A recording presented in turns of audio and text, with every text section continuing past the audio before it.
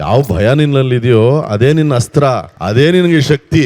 ಆದ್ರೆ ಅದನ್ನ ಹೊಡೆದಾಕಿ ಅದ್ರೊಳಗಿಂದ ಹೊರಗೆ ಬಂದು ನಿನ್ನ ಆಸೆ ಏನಿದೆ ಆ ಒಂದು ಮಂಟಪವನ್ನ ಕಟ್ಟಿ ಅದರಲ್ಲಿ ನಿಮ್ಮ ತಂದೆ ಏನ್ ನಿಮ್ಮ ತಂದೆಯವ್ರದ್ದು ಏನ್ ಕತೆ ಸರ್? ಅವರು ದಾರಿಯಲ್ಲಿ ಹೋಗ್ತಿದ್ದಾರೆ ಸರ್, ನಡ್ಕೊಂತ ಹೋಗುವಾಗ ಹಿಂದಿಂದ ಬುಲ್ಲರೋ ಕಾರ್ ಬಂದು ಅವರಿಗೆ ಆಕ್ಸಿಡೆಂಟ್ ಆಗಿಬಿಡ್ತು ಸರ್.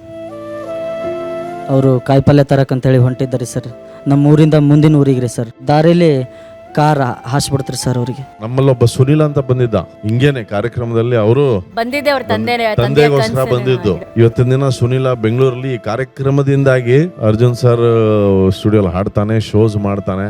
ಒಂದಿನ ನಿನ್ನನ್ನು ಹಂಗೆ ಸುನಿಲ್ ತರ ನಾವು ನೋಡ್ಬೇಕಪ್ಪ, ನಿಮ್ ತಂದೆ ಕನಸುಗಳು ನನಸಾಗಬೇಕು, ನಿಮ್ ತಾಯಿನ ನೀನು ಮಹಾರಾಣಿ ತರ ನೋಡ್ಕೋಬೇಕು. ನಿನ್ನ ಹತ್ರ ಇರೋದು ಒಂದೇ ಶಕ್ತಿ, ಸಂಗೀತ.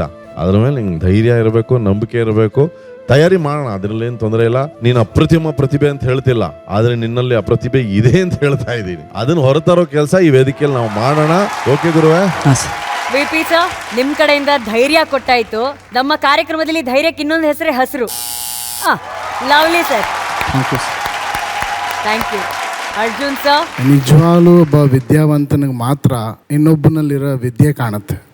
ಅದು ಈ ವಿದ್ಯಾವಂತ ವಿಜಯ್ ಪ್ರಕಾಶ್ ಸರ್.